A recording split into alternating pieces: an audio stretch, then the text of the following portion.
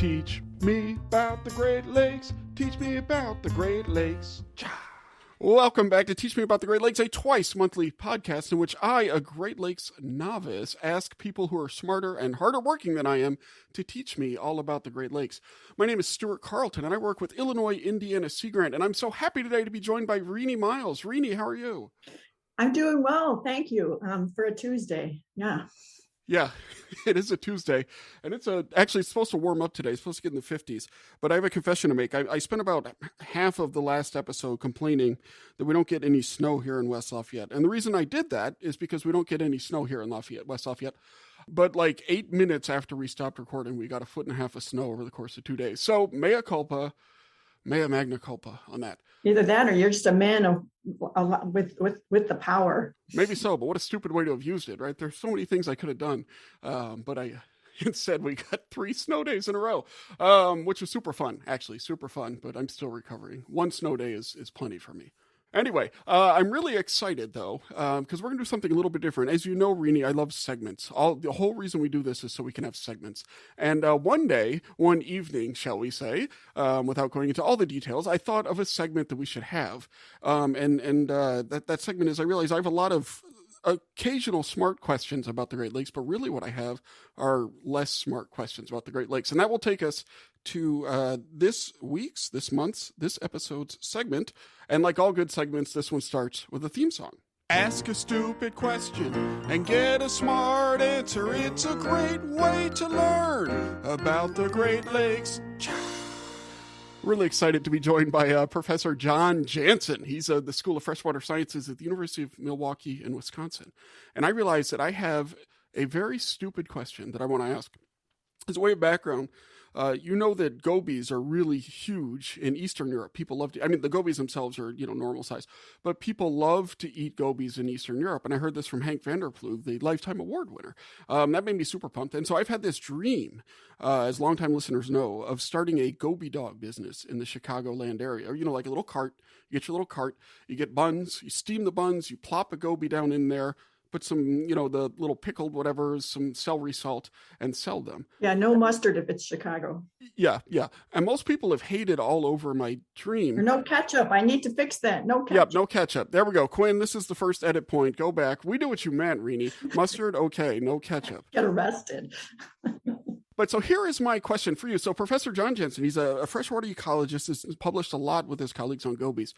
And so I was wondering, so gobies are an invasive species, the round goby in specific, in the Great Lakes. And so here's my question for you. How many goby dogs would I have to sell in order to make a dent in the Great Lakes goby population? Well, obviously just one. You didn't specify the size of the dent. Fair enough. I should have said a sizable dent or put some maybe a confidence bounds on our dent. Do we know? So people love to talk about eating endangered or invasive species. They also like to talk about eating endangered species, but that's a different topic. But my deal is I don't think there's ever been an invasive species that we've eaten our way out of. And so, one makes a dent, but do we have any idea how many gobies there are in the Great Lakes at all? Do we have any idea how many people there are in the United States? We do a census, but we know it's inaccurate. Right. And the same thing they always say when they report the unemployment statistics, it's like there's a caveat because there's people we aren't counting and we don't know how many those are. So no, we don't, and it's a much harder thing to try to calculate. But if you fund me for the rest of my career, I will make the attempt. You can have 8 cents per goby dog, so that'll be a significant portion of the profit, and that's good. Oh my God, I'll be able to retire in a month.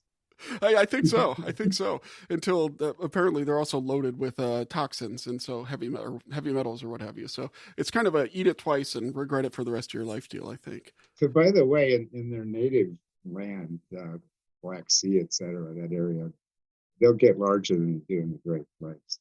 Oh, really? Yeah. You might set up your business there. Is that because they're better suited for that environment? Well, that's sort of like maybe a self-evident question.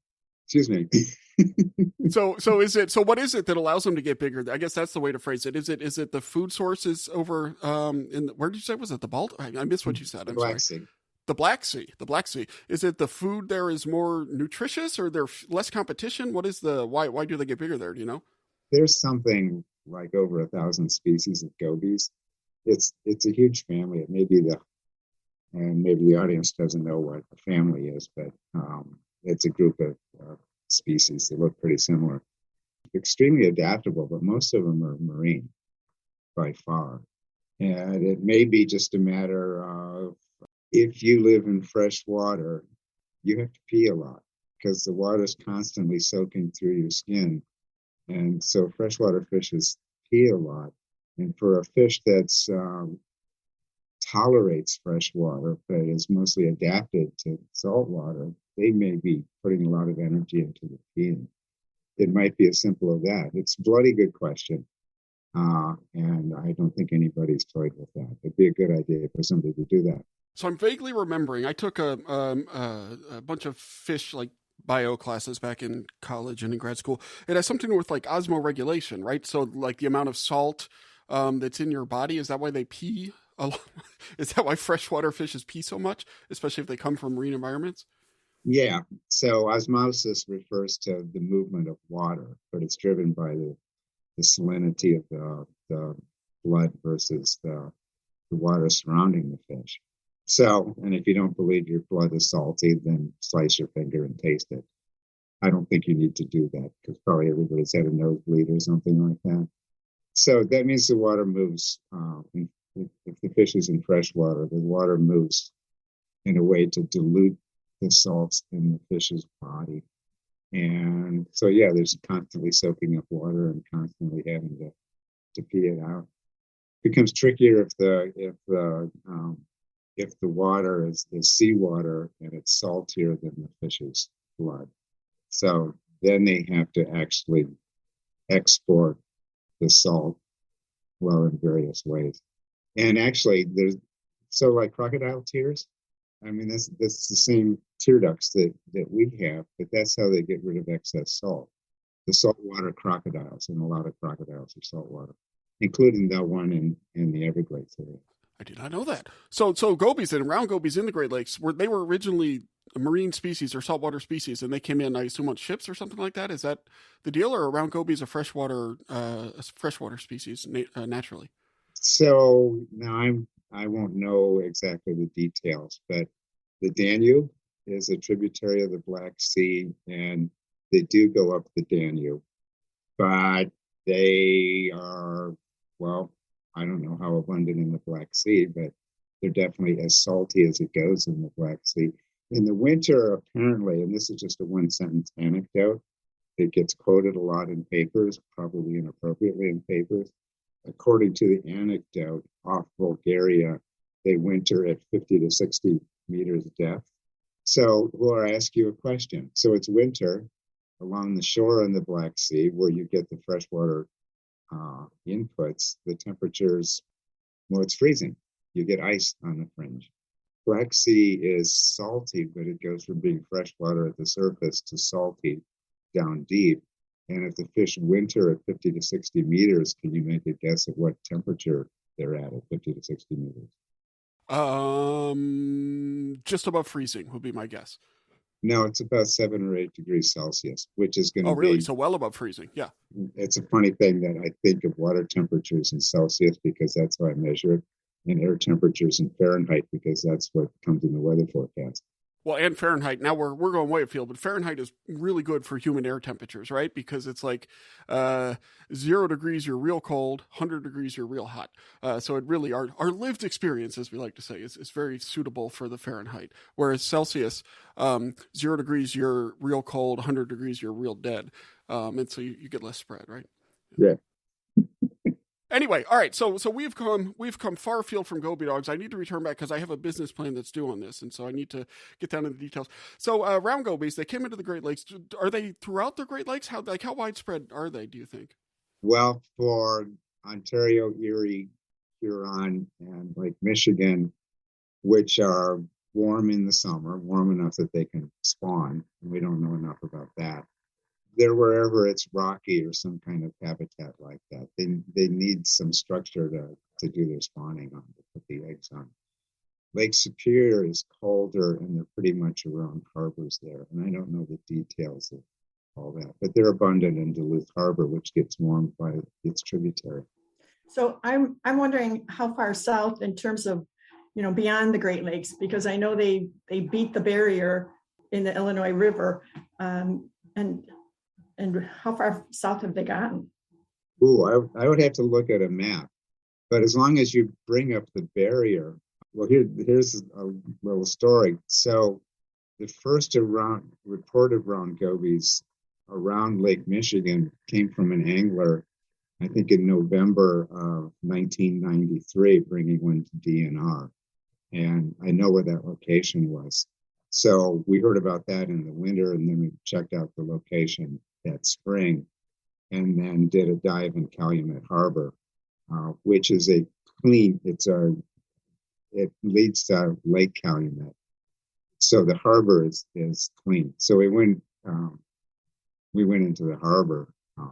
So May 1994, and we're immediately surrounded by ground gobies. So I think, well, that's the first report of them actually in Lake Michigan. They were big enough that they'd probably been there a couple of years.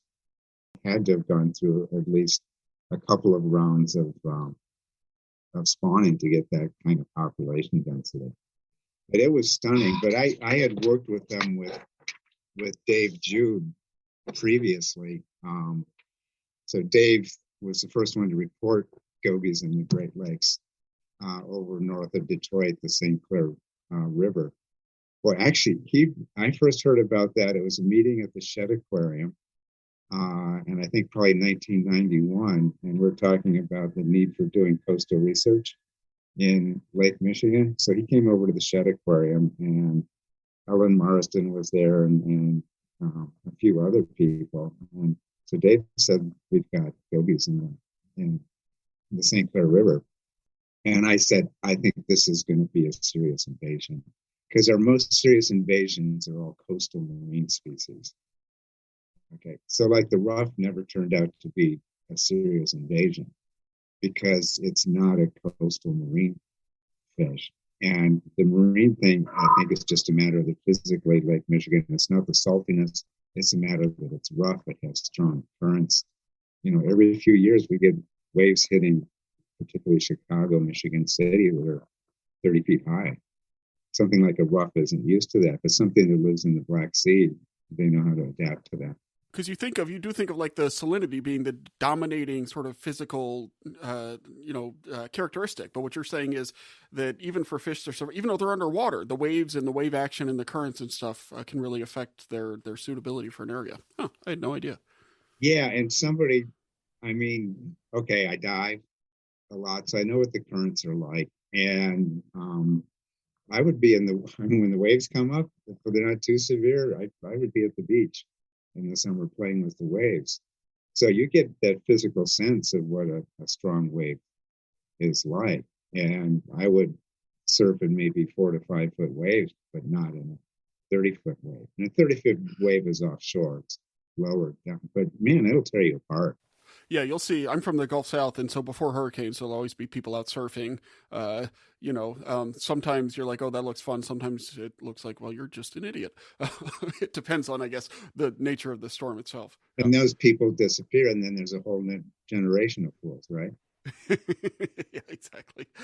So you predicted that this would be a bad invasion, I guess, because it was a marine thing, and you predicted it accurately, I think. And so, what has been kind of the effects of it? Like, I know that there's a big interaction, or I believe there's a big interaction between like the mussels and the gobies, and things like that. What are some of the big picture effects of the goby invasion? How many hours was this podcast? Well, one of the things that and I would say I would credit Dave Jude and his colleagues at University of Michigan with this, was that a major part of the diet is the mussels that invaded really just a few years before that, or maybe at the same time. Who knows? The gobies don't need mussels to survive, but they've got certain groups of fish have what we call two jaws. There's what we call the oral jaws, and then there's jaws in the throat. And the jaws in the throat of the gobies, they have molar teeth, and those are for crushing things like clams. And zebra mussels, quagga mussels are from the same area. So that's naturally part of the diet.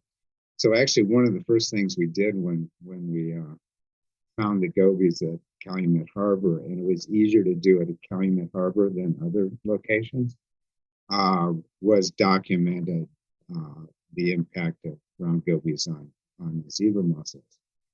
So, but there's a constraint on that because the zebra mussels, and it was zebra mussels at the time, they are in cavities under the rock that can be so tight that a goby can't get in there. So that's one of the things that we documented in a couple of papers.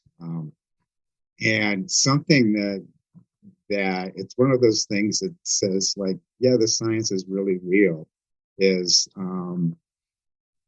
well, I moved to Wisconsin 21 years ago or so, and we spent time up on the Door Peninsula, which is rocky on the east side of it, and has lots of gobies. They started invading about 1998 or 1999.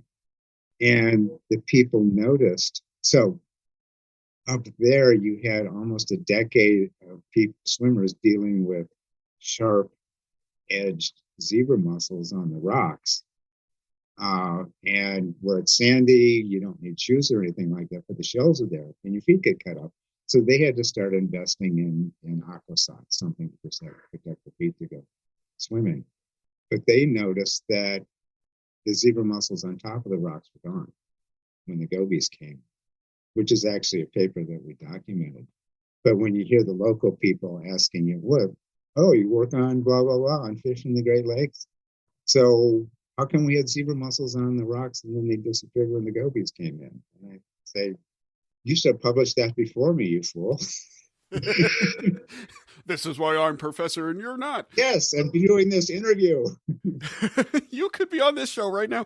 So what the gobies should have done, thinking about your salty blood, right? It all comes together because we have salty blood and people are cutting their feet on the zebra mussels. So the gobies could have just been following people, sucking in the salt, and they would pee much less, I think, if they had done that.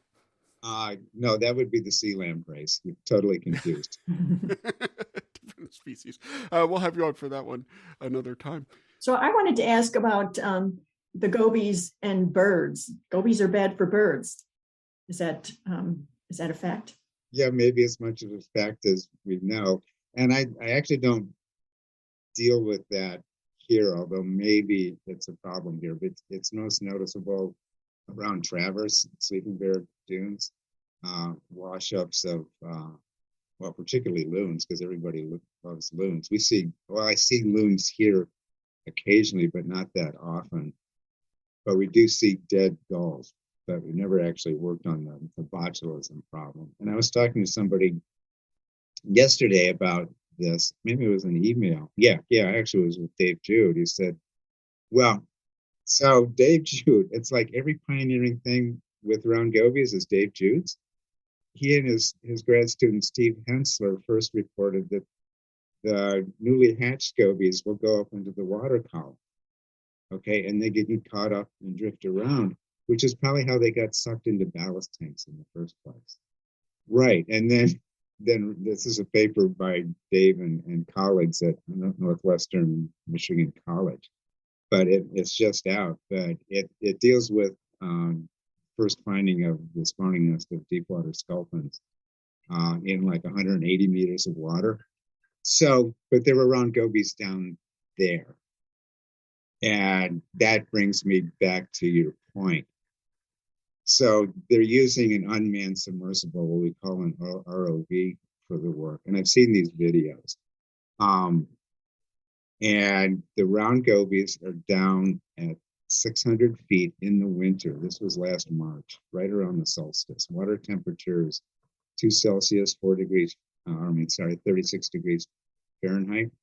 Okay.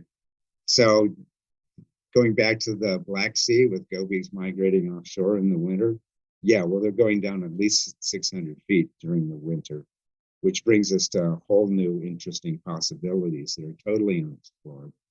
I see this thing branching off to infinity. How many hours do you want this interview to go? So birds. Yeah, but the gobies, to some extent, are hanging around fish carcasses on the bottom. Okay, and if you pull up one of those fish carcasses, man, it's the worst smell ever.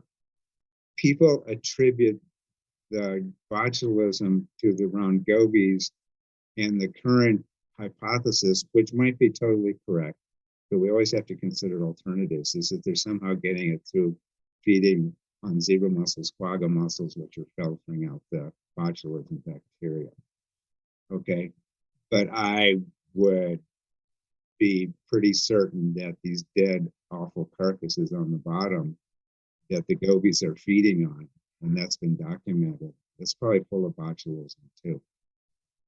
Okay, and in the spring, when the gobies start moving up shallow where the loons are going to be foraging on them, and loons can forage, there's a lot of dead fish around.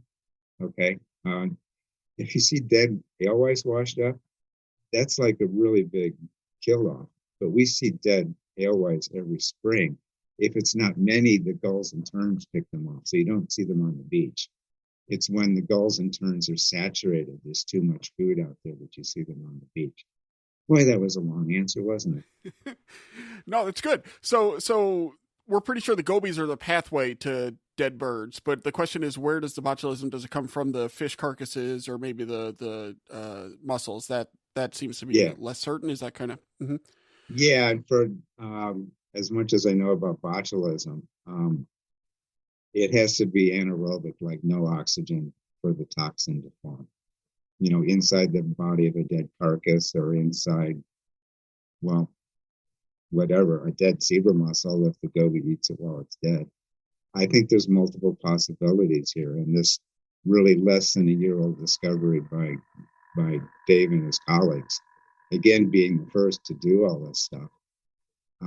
My God, they sent me an email right after they got off the water, and I'm like, this is absolutely beautiful. It was like, I can't sleep that night. I'm so excited.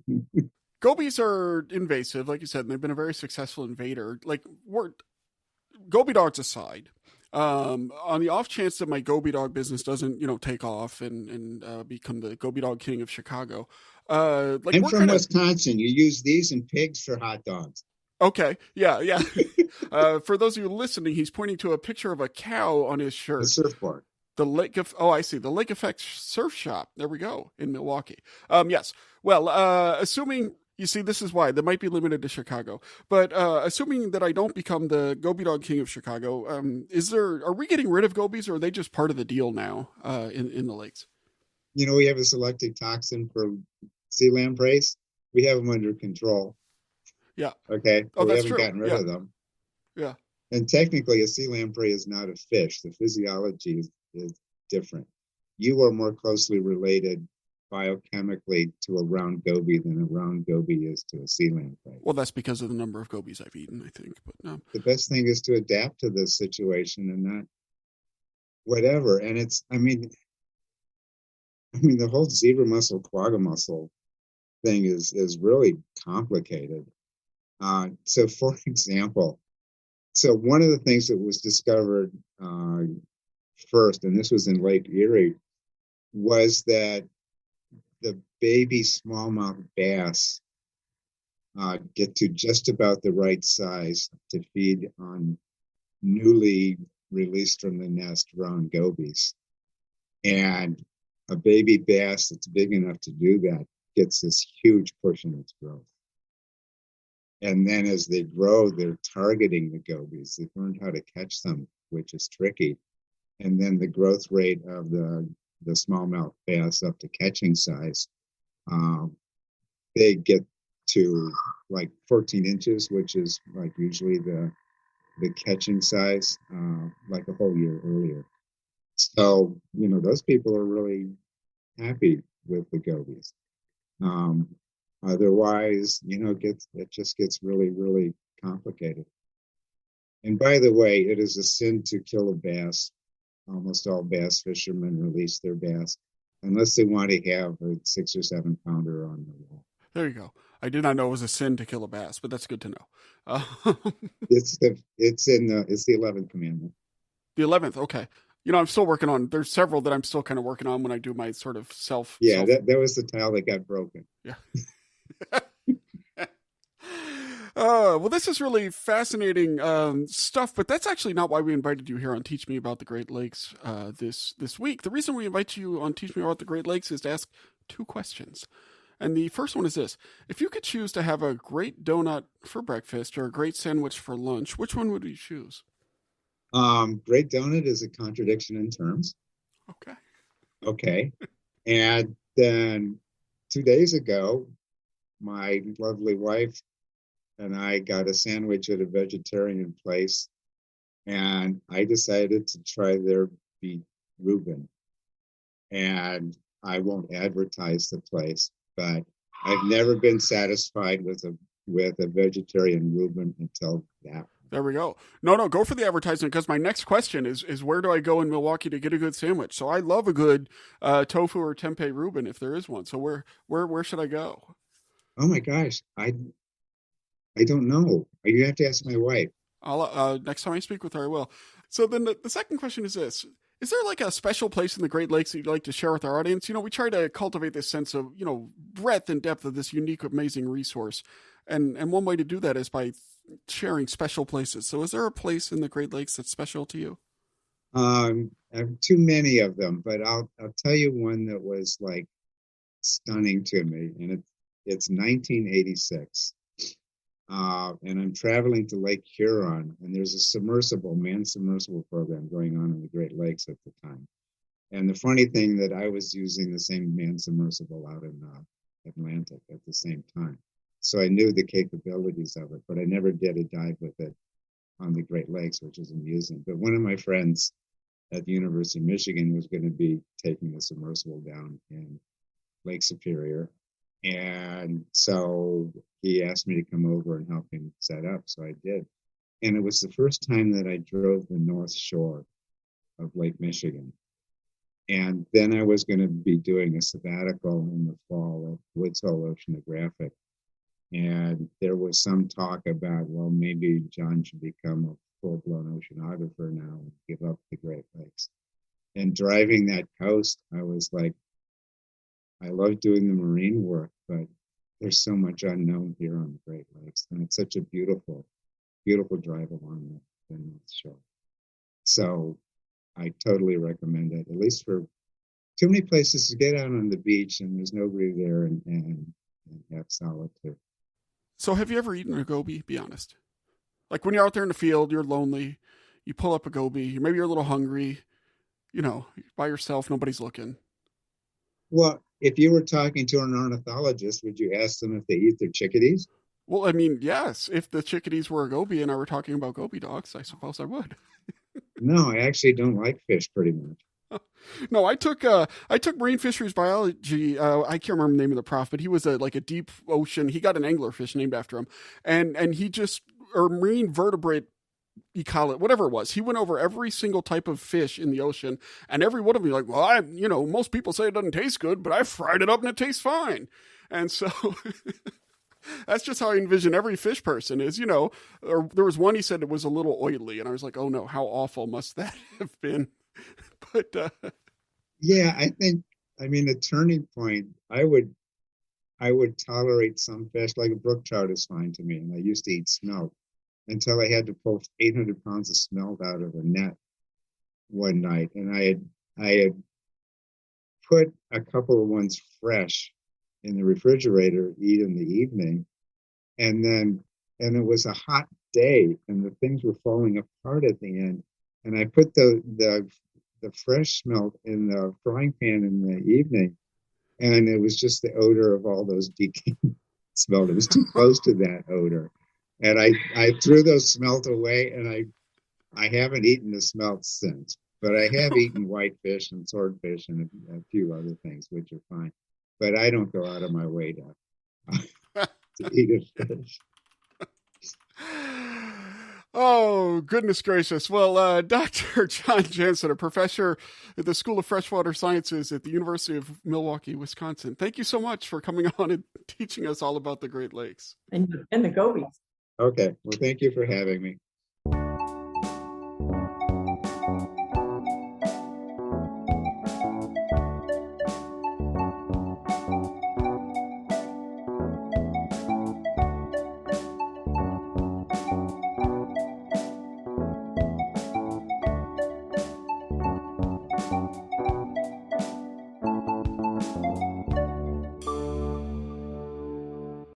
Well, new segment in the books.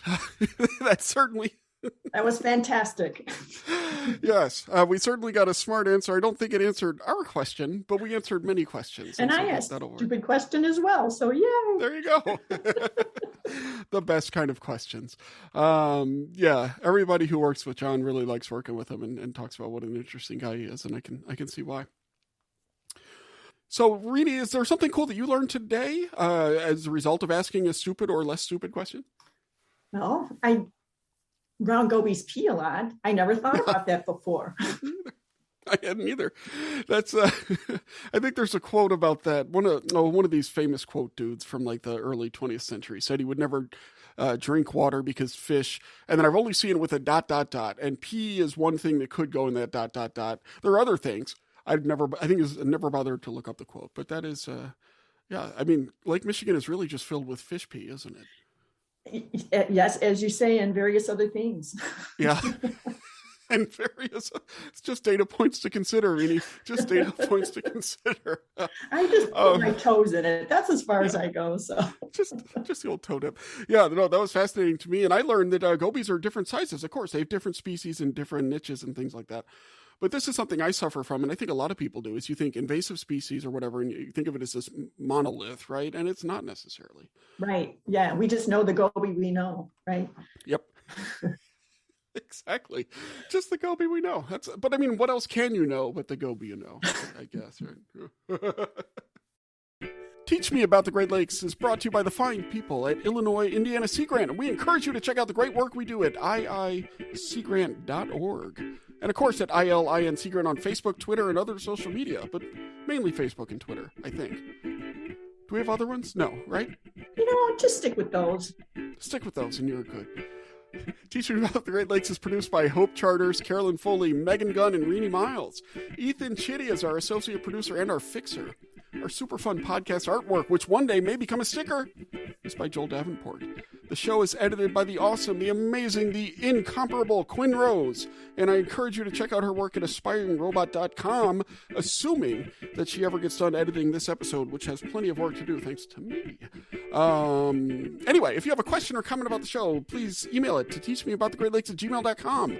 Leave a message on our hotline at 765-496-IISG. You can also hit us up at Twitter at Teach Great Lakes. For Rini Miles, I'm Stuart Carlton. Thanks for listening, and keep grading those lakes.